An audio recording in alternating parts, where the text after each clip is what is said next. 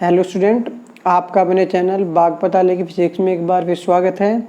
आज मैं आपके लिए लेकर आया हूँ कूलॉम्स लॉ की वेक्टर फॉर्म। आइए करते स्टार्ट। अब कूलॉम्स लॉ हम पहले पढ़ चुके हैं। उसमें क्या होता है कि जो चार्ज है उनके बीच में जो फोर्स लग रहा है उसका जो मैग्नीट्यूड है वो हमें कूलॉम्स ने बताता कितना आता है। तो इसके लिए हमें दो चार्ज मानने होंगे। तो हमने मान लिया है चार्ज Q1 Q2। तो यहाँ पे चार्ज मान लेते हैं पॉइंट चार्ज Q1 और यहाँ पे पॉइंट चार्ज Q2। ये डिस्टेंस जो है इनके बीच की वो मान लेते हैं स्मॉल r। अब वेक्टर फॉर्म में क्या चाहिए, तो वेक्टर का मतलब पहले आपको समझ आना चाहिए। वेक्टर का मतलब क्या होता है? वेक्टर का मतलब होता है कि उस क्वांटिटी के पास क्या होना चाहिए। वेक्टर क्वांटिटी के पास मैग्नीट्यूड प्लस डायरेक्शन, दो चीज होनी चाहिए, क्योंकि वेक्टर फॉर्म तो लिखनी है हमें। अब मैग्नीट्यूड तो हम पढ़ चुके हैं, जिसने नहीं पढ़ा है वो कूलॉम्स लॉ वाली वीडियो देखे पहले, तब इस वीडियो को देख के। तो क्या होता है 1/4πε0 Q1 Q2/r², ये होता है मैग्नीट्यूड। अब आपने एक चीज और ऐड करनी और कुछ नहीं करना इसमें, डायरेक्शन और बतानी भाई, और वही आज चीज हमें सीखनी है, बस वही कूलॉम्स लॉ की वेक्टर फॉर्म हो जाएगी। तो देखो इस चार्ज पे हमने दोनों चार्ज पहले ले लिए लाइक चार्ज। कैसे चार्ज ले लिया इसका मतलब भी समझो पहले। लाइक चार्ज क्या होते हैं? जब दोनों का नेचर एक जैसा ही हो, यानी कि दोनों पॉजिटिव हो या तो बहुत यो नेगेटिव हो, और उस कंडीशन में अगर दोनों का प्रोडक्ट करेगा वो कितना आएगा? 0 से ग्रेटर। क्यों? अगर दो चार्ज ले लिया, एक +2 कूलॉम ले लिया, एक 5 कूलॉम ले लिया, अगर इनकी मल्टीप्लाई करोगे तो आंसर 10 आएगा, 10 कूलॉम स्क्वायर। अगर एक चार्ज ले लिया -2 कूलॉम, दूसरा ले लिया -5 कूलॉम, फिर भी गुना मल्टीप्लाई करोगे तो फिर भी कितना आएगा? प्लस का 10 ही कूलॉम स्क्वायर आएगा। +10 क्या हो? Greater than 0। यहाँ पे भी 10 0 से बड़ा है, इसलिए इस कंडीशन में दोनों का प्रोडक्ट 0 से बड़ा होता है। ये क्वेश्चन एक बार CBSE ने पूछा भी है। दो चार्ज दे दिए थे ऐसे, 2 कूलॉम और -5 कूलॉम, ये पूछ लिया था Q1 Q2, ऑप्शन दे दिए थे कि ग्रेटर देन 0 है या लेस देन 0 है, क्या है। तो आपने सिंपल है मल्टीप्लाई कर दो। मल्टीप्लाई करके अगर प्लस आ रहा है तो ग्रेटर देन 0, माइनस आ रहा है तो लेस देन 0। तो 5 to the 10 माइनस में आएगा तो लेस देन 0। आई होप आप समझ गए होंगे। अब मैं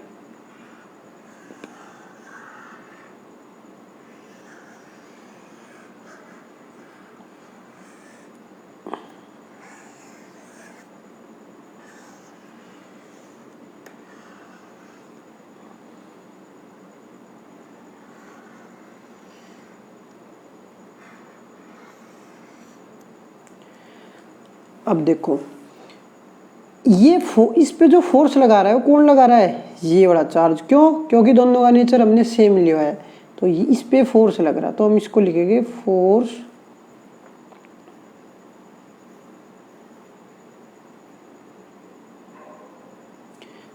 तो हम इसे क्या लिखेंगे? फोर्स जो लग रहा है 1 पे लग रहा है, कौन लगा रहा है? 2 लगा रहा है, तो ये ऐसे ही डिनोट करेंगे। अब इस पे फोर्स कौन लगा रहा है भाई? चार्ज 2 पे फोर्स लगा रहा है कौन? 1। अब ये जो टर्म लिखी है ये डायरेक्शन शो करेगी यहाँ पे।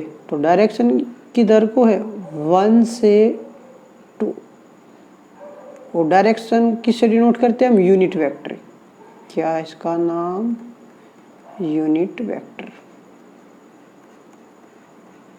इसका नाम क्या है?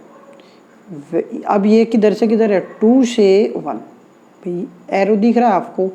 2 से 1 की डायरेक्शन में लग रहा है ये वाला फोर्स। ये वाला फोर्स किस डायरेक्शन में लग रहा है? इधर को लग रहा है, तो ये रहा एरो।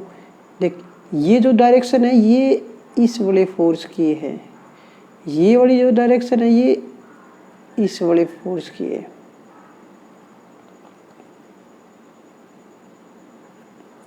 ठीक है, अब सबसे पहले वेक्टर फॉर्म लिखने के लिए आपको ये टर्म, इस टर्म का मतलब समझो पहले, इसका क्या है।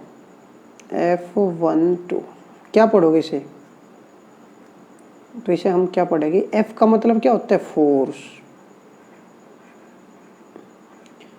अब किस पे लग रहा है फोर्स, कौन से चार्ज पे लग रहा है, इसका मतलब जो यहाँ पे पहला लिखा है ना, फर्स्ट जो यहाँ पे आ रहा है वो नंबर, उस पे लग रहा है। तो फोर्स ऑन चार्ज Q1, और किसके कारण लग रहा है, ड्यू टू चार्ज Q2। ठीक है, अब ऐसे ही इसका मतलब क्या हो जाएगा, F21 का, F21 का मतलब है जो फोर्स है वो किस पे लग रहा, दो पे, कौन लगा रहा, एक। तो force on charge Q2 due to charge Q1। ठीक है, आप इसका मतलब समझ गए इजीली। अब वेक्टर फॉर्म की तरफ चलते हैं। अब फॉर्मूला हमने पढ़ लिया, जैसे F इक्वल टू होता है 1/4πε0 Q1 Q2 R²। अब वेक्टर फॉर्म लिखने के लिए यहाँ पे जैसे लिख लेते हैं, हम एक को समझा रहा हूँ, एक को समझ लो, दूसरा अपने आप समझ में आ जाएगा। ये वेक्टर फॉर्म होगी, देखो ये हटा दूँ तो मैं ये मैग्नीट्यूड था। अब जब वेक्टर फॉर्म लिखी है तो मैग्नीट्यूड तो ये लिख रहा, इसके साथ क्या और ऐड करनी है, डायरेक्शन। और डायरेक्शन के लिए क्या लेके आएंगे हम, यूनिट वेक्टर। क्या लेके आएंगे, यूनिट वेक्टर। ये अब इसका मतलब समझो, यहाँ पे तो ये क्या लिख रहा, ये फोर्स लग रहा 1 पे, कौन लगा रहा, 2, force on charge Q1 due to charge Q2। अब इसका मतलब क्या है, यहाँ पे 2 से 1, इसका मतलब उसकी डायरेक्शन किधर को है, कि चार्ज जो Q2 है उससे किधर को डायरेक्शन है, Q1 की तरफ को। आप देख पा रहे हो स्क्रीन पे, ये लिख रहा है, देखो ये डायरेक्शन किधर को, इधर को, और यही फोर्स इधर को है। अब इसका मतलब क्या है, मैं बता था, ये जो ऊपर कैप लगता है यूनिट वेक्टर है, ये किसका, डिस्प्लेसमेंट का यूनिट वेक्टर, जो उनके बीच की डिस्टेंस है। अब इसका मतलब क्या होता है यूनिट वेक्टर का, यूनिट वेक्टर का मतलब होता है इसका जो वेक्टर है, वेक्टर फॉर्म होती है जैसे 2 1 अपॉन इस वेक्टर का मैग्नीट्यूड, ये इसका मतलब होता है। मैग्नीट्यूड का मतलब उसकी वैल्यू कितनी मेजर कर रही है, और मैग्नीट्यूड का मतलब एक प्रकार से आप इसको आर ही तो बोलोगे, आर ही है, ये कुछ अलग नहीं है। अब इसको मैं एक एग्जांपल से समझाता हूँ। जैसे हमारे पास एक वेक्टर है आर, कि एक्स एक्सिस पे वो 2 यूनिट है और वाई पे है 3 यूनिट, ऐसे समझ लो आप। ये एक्स एक्सिस होगी, यहाँ पे आई कैप आता है और वाई एक्सिस पे आता है जे कैप।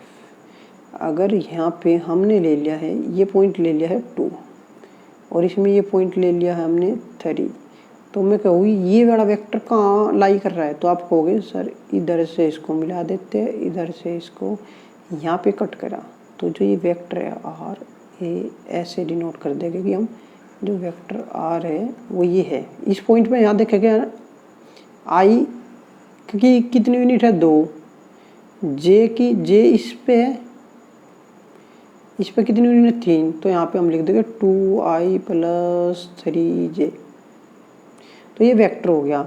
अब वेक्टर का लेकिन हमें यूनिट वेक्टर निकालना है, तो निकाल देते हैं। उस वेक्टर को सेम छाप दो, ऐसे ही जैसा लिख रहा है सेम। तो क्या लिख रहा है, ये लिख रखा है कि 2i + 3j अपॉन इसका मैग्नीट्यूड। अब मैग्नीट्यूड कैसे निकालते हैं वेक्टर का, ये आपने 11th क्लास में सीखा भी होगा, लेकिन यहाँ पे भी बता रहा मैं। आपने क्या करना है, अंडर रूट कर देना है। और जो आई का मल्टीपल है उसका स्क्वायर करो, 2 का स्क्वायर 4 प्लस जे के मल्टीपल का स्क्वायर 3 का स्क्वायर 9, तो कितना आ गया, √13।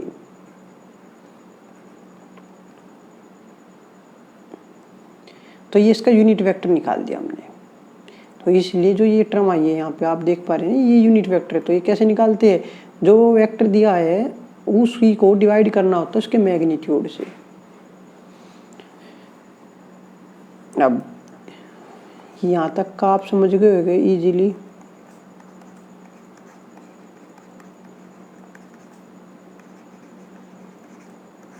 आप इस क्वेश्चन को यहाँ पे भी छोड़ सकते हो कि इसकी डायरेक्शन होती है ये, ठीक है ना। और ऐसे ही अब 2 से 1 पे सेम ऐसे ही लिखना है, कोई चेंज नहीं होना, बस चेंज होना है कहाँ, डायरेक्शन में। मैग्नीट्यूड दोनों का सेम रहेगा, क्यों, क्योंकि चार्ज भी वही है और डिस्टेंस भी वही है। यहाँ पे डायरेक्शन चेंज हो जाएगी, अब 1 से 2 होगी। और आप अगर चाहो तो इसको रिप्लेस कर सकते हो, किससे, इसकी जगह हम क्या लिख सकते हैं, अभी बता, इसका वेक्टर अपॉन उसका मैग्नीट्यूड आर। ऐसे ही इसकी जगह क्या लिख सकते हो, यहाँ पे भाई ये डायरेक्शन, इसको हम लिख सकते हैं 1 2 अपॉन आर। कभी ये सोचो कि किसी बुक में तो यहीं पे छोड़ दिया जाता है, और किसी में थोड़ा सा इसको मॉडिफाई करके लिखना है तो लिख दो वही 1/4 pi epsilon nought Q1 Q2 upon R square root. इसकी जगह ये लिख दो बस वेक्टर 21 अपॉन आर जो है मैग्नीट्यूड है, और 2 आर यहाँ पहले ही है, 1 आर हो रहा है, तो आर की यहाँ क्या लिख देंगे हम, क्यू भी लिख देते हैं। दूसरा इसको कैसे लिखोगे, F21 1/4 pi epsilon nought Q1 Q2 upon R square की जगह आर क्यूब लिख दो। क्यों, क्योंकि इस टर्म को हम रिप्लेस कर रहे हैं किससे, वेक्टर 12 से, बस। तो ये इसकी क्या होगी, वेक्टर फॉर्म कूलम्ब्स लॉ की।